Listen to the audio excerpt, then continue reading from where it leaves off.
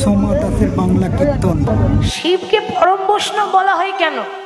আমরা গলায় তুলসীর মালা পরেছি, তিলক করেছি বাবা, তবু বৈষ্ণব হতে পারলাম না। সারা জীবন যদি নাম করি না, তবুও ভক্ত হতে পারবো না।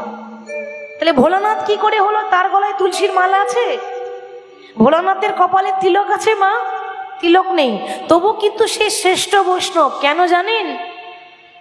ভোলানাথ বললেন, ভক্তগণ, এ জগতে তোমরা আবরণে বৈষ্ণব,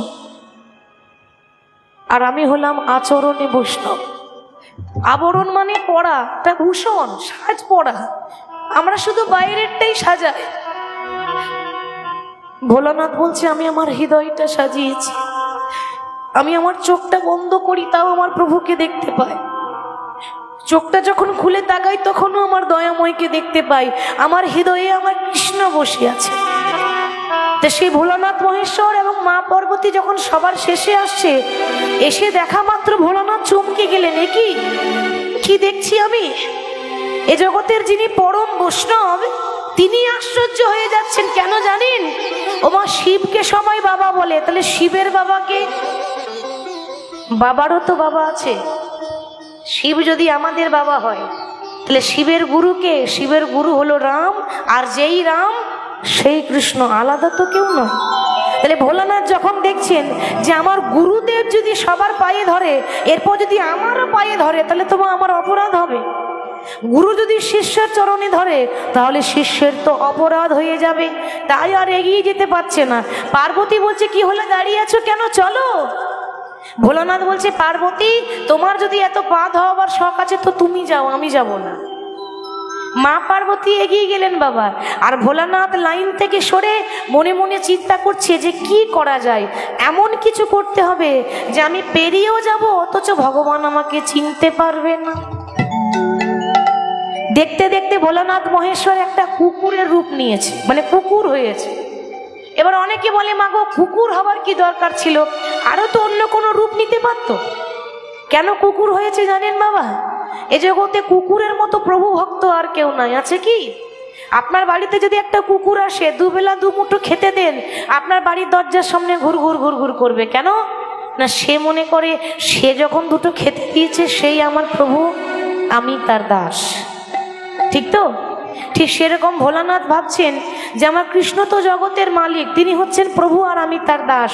তাই কুকুর হয়েছে। মনে মনে ভাবছে যে আমাদের ভগবান শ্রীকৃষ্ণ যেভাবে দাঁড়িয়ে আছে, কখন আমি পায়ের ফাঁক দিয়ে পেরিয়ে চলে যাব, ভগবান চিনতে পারবেন। হরি বল। কিন্তু ভোলানাথ জানে না যে সে আর কত চালাক, তার থেকে বেশি চালাক হচ্ছে আমাদের ভগবান কৃষ্ণ। কি গো, ঠিক তো? আমরা যদি ভগবানের কাছে চালাকি করি, চাতুরালি করি, ভাবি এতটুকু পাপ করব, ভগবান দেখতে আসছে নাকি? কি গো মা, ভাবি তো? কিন্তু একেবারে হিসাবের খাতায় নোট করে রেখেছে ভগবান। সবার কাছে ফাঁকি দেওয়া যায়, ভগবানের কাছে ফাঁকি দেওয়া যায় না। তাহলে ভগবান কৃষ্ণ বলছে, ভোলানাথ, তুমি ভাবছো তুমি একাই চালাক, কিন্তু তুমি জানো না যে আমি আরো বেশি চালাক। ভালোই হলো, আগে দুটো চরণ ছিল, এখন চারটে হয়েছে। কি গো, ঠিক তো? কুকুর হলো মানে চারটে পা হয়েছে, আর চারটে চরণ জড়িয়ে ধরবো মানেই আমার আরো সৌভাগ্যের কথা। তো তুমি এসো, আমিও ফাঁদ বেঁধে দাঁড়িয়ে আছি। তো ভগবান কিভাবে দাঁড়িয়ে আছে? ঠিক এইভাবে, জানে তো যে পায়ের ফাঁকে ঢুকবে। আর যেই না ভগবান এইভাবে দাঁড়িয়ে আছে, ভোলানাথ মহেশ্বর অমনি কুকুর হয়ে ভগবান কৃষ্ণের পায়ের ফাঁকে যেই না মাথাটা ঢুকিয়েছে, অমনি ভগবান পা দুটোকে এক জায়গায় জয়েন করেছে। এ কি প্রভু, এ তুমি কি করছো? ছেড়ে দাও, তুমি না গুরু, আর গুরু হয়ে যদি শিষ্যের চরণ দুটো ধরো, তাহলে তো আমার অপরাধ হবে। ভগবান বললেন, ভোলানাথ, এ জগতের ভক্তরাই আমার চরণ প্রতিদিন জড়িয়ে ধরে, কিন্তু আমি আমার ভক্তের চরণ কোনোদিন জড়িয়ে ধরতে পাই না, আজ যখন সুযোগ পেয়েছি, বলি দাও দাও চরণ তুমি বাড়ায় দাও,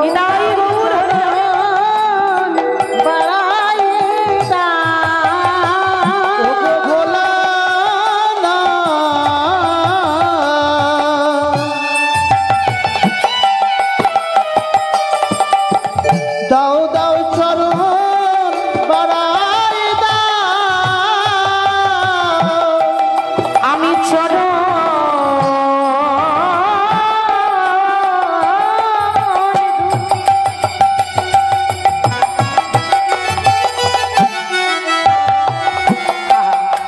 আমি হৃদয়ে ধরি বলি দাও দাও চরণ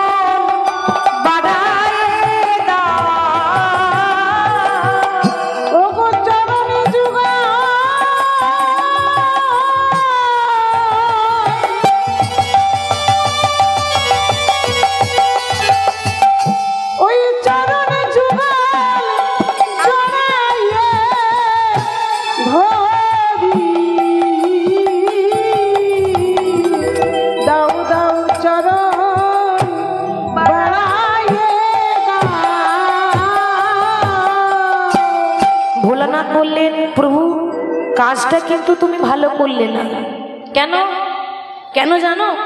আজকে তুমি আমাকে ঋণী করে রাখলে, অপরাধী করে রাখলে, তবে তোমার এই ঋণ আমি শোধ করব কোন দিন জানো? যেদিন তুমি নদিয়ায় গৌর হয়ে যাবে, সেদিন আমি আর ভোলানাথই হব না, আমি হব অদ্বৈত আচার্য। আর সেদিন আমি এই ঋণ শোধ করব। বাবা, যখন সে কৃষ্ণ নদিয়ায় গৌর হয়ে এলো, তো ওই মহাপ্রভু থেকে অদ্বৈত আচার্য 52 বছরের বড়। 52 বছরের বড় হলেও সেদিন ওই ভোলানাথ ওই কৃষ্ণের চরণ অর্থাৎ গৌরের চরণ ধরে এই ঋণ কিন্তু সেদিন শোধ করেছিলেন। ওই জন্য ভগবান বলছে, ভক্তই আমার সব, ভক্তই আমার মাতা পিতা, ভক্তই আমার গুরু, ভক্ত রেখেছে নাম বাঞ্ছা কল্পতরু। হরি বল, হরি বল। তাই সেই গৌর হরি আমাদের মধ্যে ভক্তি বিলিয়ে দেওয়ার জন্য, হরি নাম প্রচার করার জন্য নদিয়ায় এসেছে। শোভাটি কেমন হয়েছিল গো? এত সুন্দর শোভা, এত সুন্দর শোভা যে বর্ণনা করা যায় না। তোরা দেখবি যদি এই সোনার নদী,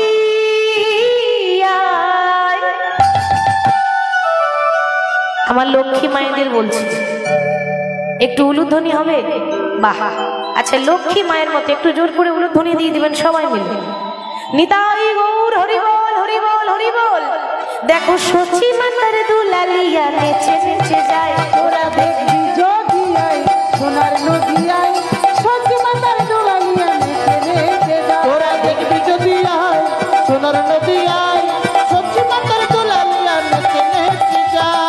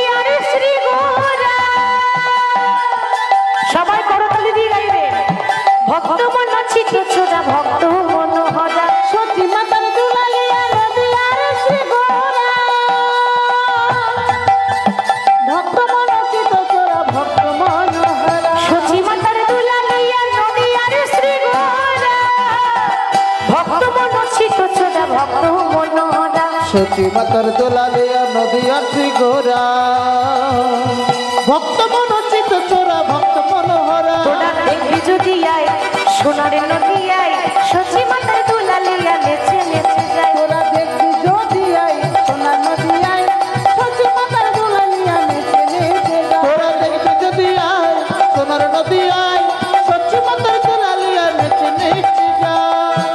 হরি বল, হরি বল। পৃথিবীতে যত আছে নগরাদি গ্রাম, সর্বত্র প্রচার করো মোর এই হরে কৃষ্ণ মহামন্ত্র নাম।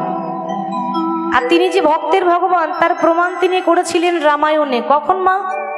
রামায়ণে সবাই জানেন এই কথাটা। একবার মা জানকী, জানকী মানে মা সীতা, সীতার আরেক নাম জানকী। তো মা সীতা, মা জানকী একদিন আয়নার সামনে বসে বসে খুব যত্ন করে সিঁদুর পড়ছে। এবার মা সীতা যখন সিঁদুর পড়ছে না বাবা, কোথায় ছিল হনুমান? হনুমান তখন এসে বলছে, মা আমি প্রত্যেক দিন দেখতে পাই, এই তুমি আয়নার সামনে